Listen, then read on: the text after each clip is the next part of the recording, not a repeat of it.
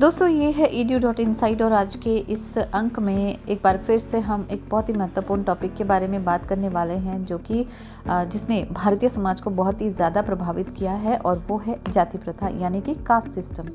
जाति प्रथा प्राचीन काल भारत की सर्वाधिक महत्वपूर्ण संस्थाओं में से एक थी। इसके भारतीय समाज पर दूरगामी प्रभाव भी पड़े। भारतीय जाति प्रथा हिंदू समाज की एक अद्वितीय संस्था मानी जाती है। इस संस्था की विचित्रता ने सैकड़ों भारतीयों और विदेशी विद्वानों का ध्यान अपनी ओर आकर्षित किया है। जाति शब्द का अंग्रेजी भाषा में रूपांतर कास्ट है, जो कि पुर्तगाली शब्द कास्टा से लिया गया है। कास्टा का अर्थ है नस्ल या प्रजाति। इस अर्थ के अनुसार जाति एक ऐसा बड़ा समूह है जिसका आधार प्रजातीय भिन्नता अथवा जन्मजात भिन्नता है। विद्वानों ने जाति की भिन्न भिन्न प्रकार से परिभाषाएं दी हैं। E.A.H. ब्लंट के अनुसार जाति एक अंतर्विवाही समूह या समूहों का संकलन है जिसका एक सामान्य नाम होता है, जिसकी सदस्यता पैतृक होती है और जो अपने सदस्यों पर सामाजिक सहवास के संबंध में कुछ प्रतिबंध अवश्य लगाती है, जो एक परंपरागत सामान्य पेशे को करती है या एक सामान्य उत्पत्ति का दावा करती है और सामान्यतः एक सजातीय समुदाय को बनाने वाली समझी जाती है। C.H. कूले के अनुसार जब वर्ग पूर्णतया आनुवंशिकता पर आधारित होता है तो हम उसे जाति कहते हैं। मैकाइवर और पेज कहते हैं जब स्थिति पूरी तरह पूर्व निश्चित हो ताकि मनुष्य बिना किसी परिवर्तन की आशा के अपना भाग्य लेकर उत्पन्न होते हों, तब वर्ग जाति का रूप धारण कर लेता है। इससे स्पष्ट है कि जाति एक बंद समूह है। इसमें व्यक्ति की सदस्यता जन्म पर आधारित होती है। कोई भी व्यक्ति अपनी मेहनत के कारण इसे परिवर्तित नहीं कर सकता। प्रत्येक जाति के अपने कुछ नियम थे जिनका पालन प्रत्येक सदस्य के लिए अनिवार्य किया गया था। उन नियमों का उल्लंघन करने वाले व्यक्ति को जाति से बाहर निकाल दिया जाता था। अगर हम इनकी जाति की विशेषताओं की बात करें, जाति प्रथा की विशेषताओं की बात करें तो जाति में सदस्यता जन्म पर आधारित होती थी। जो व्यक्ति जिस जाति में जन्म लेता था उसे समाज में उसी जाति से संबंधित दर्जा दिया जाता था। वो अपनी योग्यता एवं मेहनत से इसे बदल नहीं सकता था। यदि कोई शूद्र पढ़ लिख जाता था तब भी उसे समाज में सबसे निम्न दर्जा दिया जाता था। यदि कोई ब्राह्मण अशिक्षित भी होता था तो भी उसे समाज में सर्वोच्च दर्जा दिया जाता था। ये बात गौरतलब है।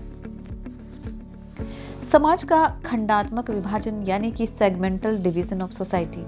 भारतीय समाज जातीय आधार पर मुख्य तौर पर 4 जातियों ब्राह्मण, क्षत्रिय, वैश्य और शूद्रों में बंटा हुआ है। समाज में सबसे उच्च स्थान ब्राह्मणों को प्राप्त है और सबसे निम्न स्थान शूद्रों को दिया गया है। प्रत्येक जाति एक बंद समूह है जिसमें अपने अपने रीति रिवाज है। प्रत्येक जाति की अपनी पंचायत होती है जो जाति के नियमों के अनुसार अपने निर्णय देती है। ब्राह्मणों को कभी भी मृत्यु दंड नहीं दिया जाता था, जबकि शूद्रों को छोटा सा अपराध करने पर भी कठोर दंड दिया जाता था। एक बार जन्म लेने के पश्चात कोई भी व्यक्ति अपनी जाति में परिवर्तन नहीं कर सकता था। सामाजिक संबंधों पर प्रतिबंध। जाति प्रथा में उच्च नीच की भावना पाई जाती थी। निम्न जातियों से संबंधित लोग प्राय गांव से बाहर रहते थे। वे उच्च जाति के लोगों से दूर रहते थे। यदि किसी ब्राह्मण पर किसी शूद्र की छाया पड़ जाती तो वो अपने आप को अपवित्र समझता था। ब्राह्मण को फिर से पवित्र होने के लिए स्नान करना पड़ता था। शूद्रों को उच्च जाति के लोगों के साथ पढ़ने, सार्वजनिक कुओं से पानी भरने और मंदिरों में जाने की आज्ञा नहीं थी। जातीय धंधों की अगर हम बात करें तो जाति प्रथा में धंधे जन्म से ही निर्धारित कर लिए जाते थे। जो व्यक्ति जिस जाति में जन्म लेता था उसे उस जाति से संबंधित व्यवसाय अपनाना पड़ता था। उदाहरण के तौर पर ब्राह्मण का कार्य धार्मिक कार्यों को संपूर्ण करवाना और लोगों को शिक्षा देना था। क्षत्रिय का कार्य देश की रक्षा करना और वैश्य का कार्य खेती करना था। शूद्र का कार्य 3 उच्च जातियों की सेवा करना। कोई भी व्यक्ति अपने जाति व्यवसाय के अतिरिक्त कोई दूसरा व्यवसाय नहीं कर सकता था। जाति से जुड़े प्रतिबंधों की अगर हम बात करें तो जाति से जुड़े प्रतिबंध इस तरह से थे। प्रत्येक व्यक्ति को अपनी जाति से संबंधित व्यवसाय ही अपनाने पड़ते थे।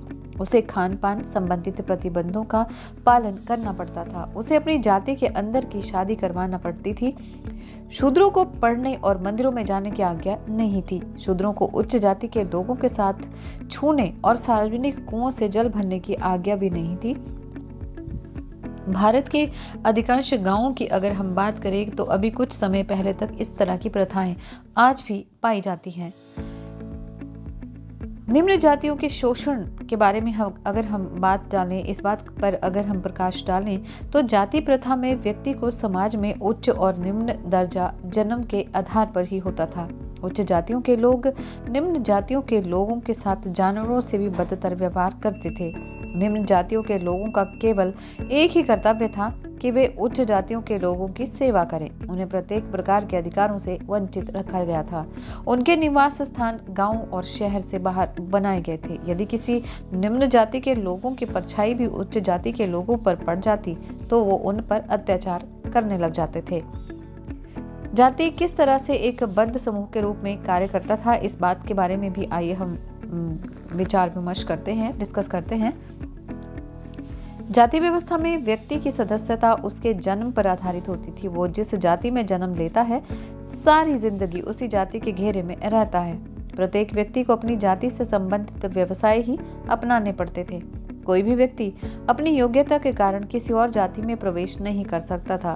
प्रत्येक जाति के व्यक्ति को अपनी जाति के नियमों का पालन करना पड़ता था। इसका उल्लंघन करने वाले को जाति से निष्कासित बाहर कर दिया जाता था। जाति प्रथा की उत्पत्ति के बारे में जो भी सिद्धांत प्रचलित है, मुख्य जो थ्योरीज हैं, उसके बारे में अगर हम बात करें, theories of the origin of caste system, इसके बारे में अगर हम बात करें तो परंपरागत सिद्धांत इसका पहला सिद्धांत रहता है, यानी कि ट्रेडिशनल थ्योरी। ये सिद्धांत वर्ण व्यवस्था की उत्पत्ति को समझाने के लिए ऋग्वेद के पुरुष सूक्त का उदाहरण देता है। पुरुष सूक्त के अनुसार ब्राह्मण की उत्पत्ति ब्रह्मा के मुख से, क्षत्रिय की उत्पत्ति भुजाओं से, वैश्य की उत्पत्ति जांघ से और शूद्र की उत्पत्ति चरणों से हुई है। मुख रूपी ब्राह्मण का कार्य विद्यादान है। बाहु रूपी क्षत्रिय का कार्य समाज की रक्षा करना है। जांघ के प्रतीक से वैश्य वर्ग का कार्य व्यापार और वाणिज्य है। पैर होने के कारण शूद्रों का प्रमुख कार्य अन्य तीनों वर्णों की सेवा करना है। रंग के सिद्धांत की बात अगर हम करें, यानी कि थ्योरी बेस्ड ऑन कलर, तो इस सिद्धांत का प्रचलन प्रोफेसर रेप्सन ने किया था। इस सिद्धांत के अनुसार जाति प्रथा का जन्म भारत में आर्यों के आगमन के पश्चात हुआ। आर्य गोरे रंग के थे, जबकि भारत में रहने वाले दस्यु काले रंग के थे। इस प्रकार रंग के आधार पर भारत में दो अलग जातियां अस्तित्व में आई।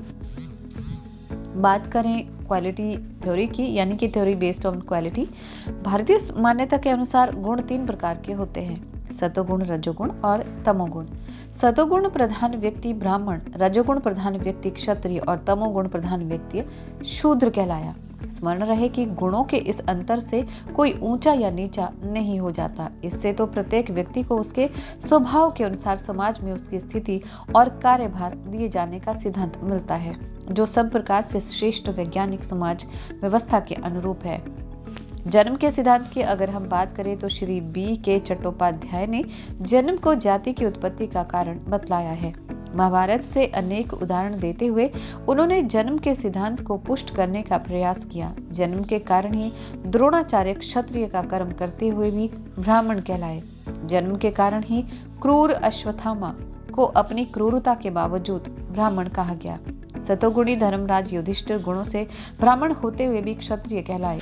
पांचों पांडवों के स्वभाव में भारी अंतर होने के बावजूद भी वे सभी क्षत्रिय कहलाए। आज बस इतना ही।